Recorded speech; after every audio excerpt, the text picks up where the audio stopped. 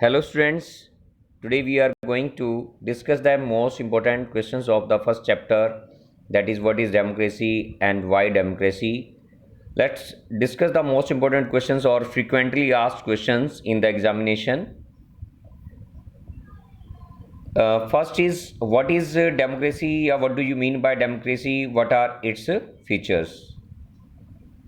Special note for you students, write the following questions and answers on your fair notebook. Means you have to write these question answers on your fair notebook. Whatsoever questions are given here, you have to write on your fair notebook. First question is, what do you mean by democracy? What are its features? We discussed these features, and we in the first video we discussed the about democracy, what is democracy, define democracy, or we learned the definitions of democracy. Next question is, what is representative democracy, और why is this form of democracy necessary, या इस question को इस तरह से पूछा जाता है, which is the most common form of democracy. तो किस प्रकार की most common form of democracy पाई जाती है आजकल कंट्रीज के अंदर, तो वो क्या है, रिप्रेजेंटेटिव डेमोक्रेसी है। तो ये रिप्रेजेंटेटिव डेमोक्रेसी जरूरी क्यों है, आवश्यक क्यों है। थर्ड क्वेश्चन आता है, distinguish between democratic and non democratic elections. आपने लोकतांत्रिक इलेक्शंस के बारे में बताना है और जो गैर लोकतांत्रिक जो इलेक्शंस होते हैं, चुनाव होते हैं, उनके बीच में अंतर बताना है, डिफरेंस बताना है, क्या डिफरेंस होता है। फोर्थ क्वेश्चन, इसके बारे में भी हमने डिटेल में स्टडी किया था, arguments for democracy, advantages of democracy या मेरिट्स ऑफ डेमोक्रेसी। ये एक ही क्वेश्चन बनता है, चाहे तो वो पूछ सकता है what are the arguments against democracy, arguments for democracy, और what are the advantages of democracy, या what are the merits of democracy. तो चाहे क्वेश्चन किसी भी तरह से पूछे, आपके आंसर्स वही होने चाहिए जो मैंने उस दिन आपको वीडियो में बताए थे। वो 5-6 पॉइंट बताए थे मैंने आर्ग्यूमेंट्स फॉर डेमोक्रेसी के लिए भी। और नेक्स्ट क्वेश्चन आता है आपका आर्ग्यूमेंट्स अगेंस्ट डेमोक्रेसी, और ये भी कैसे पूछा जा सकता है, what are the arguments against democracy, या व्हाट आर द डिसएडवांटेजेस या demerits of democracy. Sixth question is compare the democratic system in China with Mexico. आपने यहाँ पर क्या करना है, डेमोक्रेटिक सिस्टम जो चाइना के अंदर था और मैक्सिको का था, उसके बीच में डिफरेंस बताना है। याद होगा कि चाइना में क्या था कि एक सिंगल पार्टी सिस्टम था, और कोई भी जो चुनाव लड़ता था उन्हें क्या लेनी पड़ती थी, परमिशन लेनी पड़ती थी। एक नेशनल पीपल्स कांग्रेस थी, it has the power to appoint the president of the country. National people's congress के पास ही देश का प्रेसिडेंट अपॉइंट करने की पावर थी, और इसमें लगभग 3000 मेंबर्स थे, और जो कि पूरे चाइना से इलेक्ट किए जाते थे, और सम मेंबर जो थे वो इलेक्ट होते थे आर्मी के द्वारा।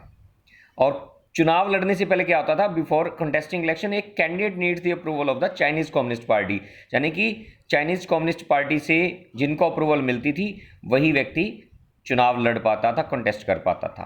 तो ये थी चाइना के बारे में। इसी तरह से इसका डिफरेंस आपने करना है, डेमोक्रेटिक सिस्टम के बारे में कैसा था चाइना के अंदर और मैक्सिको के अंदर कैसा था।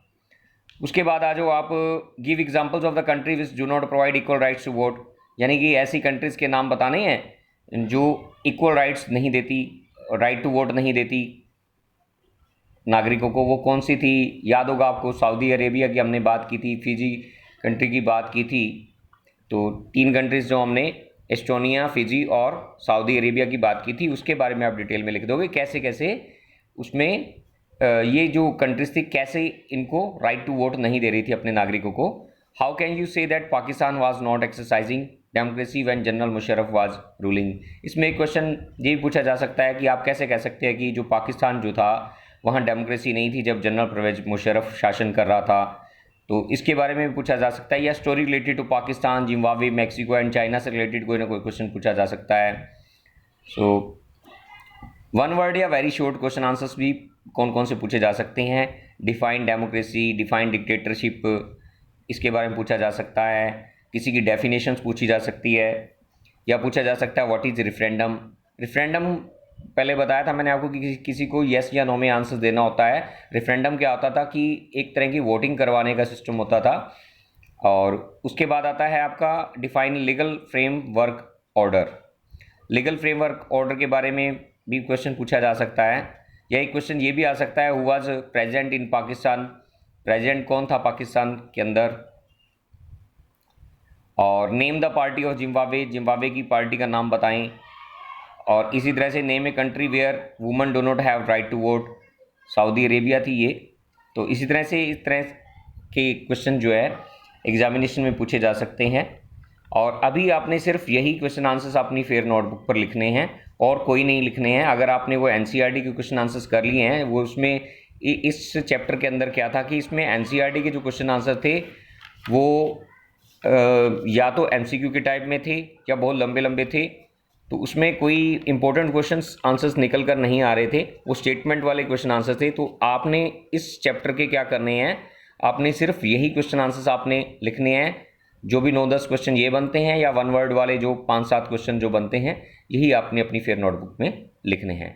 और ये बहुत ही इंपॉर्टेंट क्वेश्चंस हैं, ये फ्रिक्वेंटली आपके एग्जामिनेशन में पूछे जाते हैं, इसलिए आपको इनको लिखने के बाद लर्न भी करना है। और मंडे को आपका टेस्ट होगा इसी चैप्टर का, इन्हीं क्वेश्चंस का ही। चलो आपको इतना ही छूट है, वैसे चैप्टर में से कहीं से भी कोई क्वेश्चन पूछा जा सकता है, लेकिन आपसे मैं मंडे को इन्हीं के क्वेश्चन आंसर्स पूछूंगा। और अपनी एक हिस्ट्री की बुक्स भी आप अपने पास रेडी रखेंगे। Thank you and have a nice day. धन्यवाद।